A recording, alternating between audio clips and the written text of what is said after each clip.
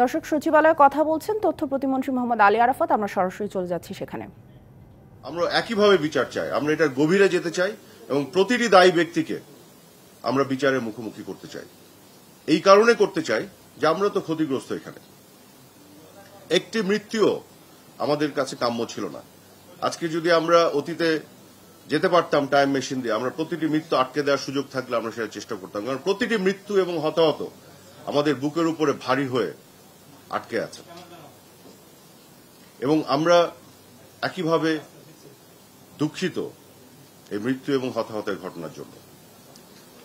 দুঃখজনক হলেও সত্যি যে শিক্ষার্থী আন্দোলনকারী যারা, তাদের যে উদ্দেশ্য ছিল, তাদের একটা দাবি ছিল, এবং তার মধ্যে যে তৃতীয় পক্ষ ঢুকে অন্য উদ্দেশ্য চরিতার্থ করার জন্য যে ভয়াবহ ধ্বংসযজ্ঞ চালিয়েছে, এটি তো আপনাদের চোখের সামনে তার সকল প্রমাণ আছে।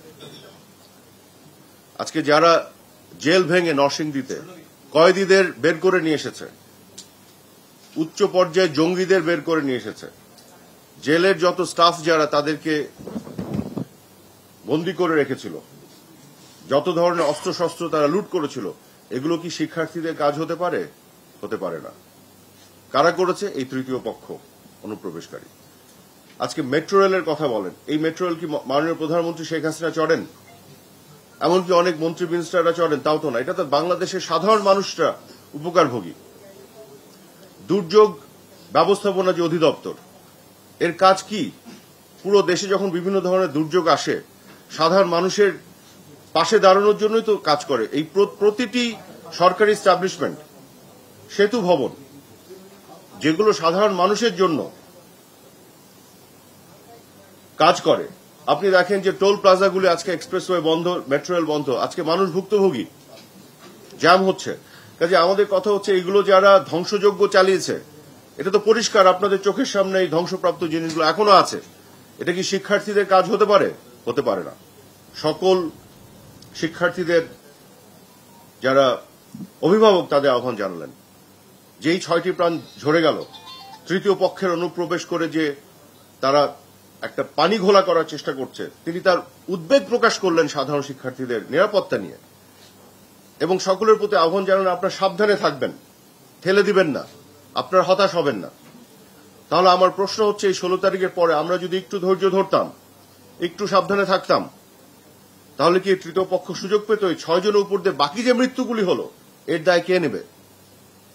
কেন এই পরিবেশ তৈরি করা হলো? উস্কানি দিয়ে, সামাজিক যোগাযোগ মাধ্যমে অপপ্রচার করে, গুজব ছড়িয়ে। মাননীয় প্রধানমন্ত্রী যা যা বলার সবকিছু বলে ফেলেছেন, দুঃখ প্রকাশ করেছেন, নিন্দা জানিয়েছেন, কমিশন গঠন করার ঘোষণা দিয়েছেন, এবং বিচারিক প্রক্রিয়ায় কেউ হতাশ হবেন না সেই অ্যাসুরেন্স দিয়েছিলেন। একটু ধৈর্য ধরার জন্য আহ্বান জানিয়েছিলেন।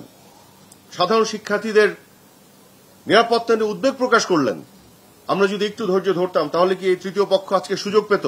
এই 6 জনের মৃত্যু তো হয়েই গেল, তার উপর দিয়ে বাকি যে মৃত্যুগুলি, সেগুলোকে কি আমরা আটকে দিতে পারতাম না? আজকে আমি মনে করি অনেকের আবেগ অনেক জায়গায় পৌঁছে গেছে, সেখানে যুক্তি অনেক সময় কাজ করে না, কিন্তু আমাদের তারপরেও সামনের দিকে যে কোনো ধরনের অশান্তি তৈরি করার যারা সুযোগ নিয়ে বসে আছে, আরো হতাহতের ঘটনা ঘটাতে চায়, সেই জায়গাতে আমাদের একটু ধৈর্য ধরা, আবেগ নিয়ন্ত্রণ করা এবং যুক্তি দিয়ে চিন্তা করতে হবে। এই আহ্বান আমি জানাতে চাই। এই জন্যই আমি এই রেফারেন্স টানলাম 16 তারিখের, জুলাই 16 তারিখে মাননীয় প্রধানমন্ত্রীর এই বক্তব্যে। উনি যদি শুধু বলতেন, আহ্বান জানাতেন, আমি বুঝতাম আপনি শোনেননি। উনি দুঃখ প্রকাশ করেছেন, উনি নিন্দা জানিয়েছেন, উনি জুডিশিয়াল কমিশন গঠন করার ঘোষণা দিয়েছেন, উনি আপনাদের দাবি মেনে নেয়ার, দাবির পূরণ করার ঘোষণাও দিয়েছেন, হতাশ হবেন না বলেছেন, যেটি হয়েছে। উনি উদ্বেগ প্রকাশ করে ধৈর্য ধরার আহ্বান জানিয়েছেন, কিছু বাকি রাখেন নাই। শুধু একটু ধৈর্য ধরলে এই 6 জনের উপর দিয়ে বাকি মৃত্যুগুলি হতো না, এত ধ্বংসযোগ্য হতো না। আজকে আবেগের জায়গায় আবেগ আছে, আবেগকে শ্রদ্ধা করি। আবারও বলছি, আমাদের জন্য কম দুঃখের নয় এই ঘটনা যেগুলো ঘটে গেছে। এবং কত ধরনের মানুষ মৃত্যু হয়েছে দেখেন। একটি বিল্ডিং জ্বালিয়ে দিয়েছে সন্ত্রাসীরা, শিক্ষার্থীরা নয়, সন্ত্রাসীরা। সেই বিল্ডিং এর সাথে জ্বলে পুড়ে গেছে 3 জন মানুষ, তাদের দেহ উদ্ধার করা হয়েছে, তাদের আইডেন্টিটি খুঁজে পাওয়া যাচ্ছে না, এমন ভাবে পুড়েছে। তো এই মৃত্যু তালিকায় তো তারাও আছে, সেই মৃত্যু তালিকায় তো তারাও আছে। আমি এখানে আলাদা করতে চাই না, যারা মারা গেছে যে পক্ষের বা কোন পক্ষের কি, সকলেই বাংলাদেশের নাগরিক।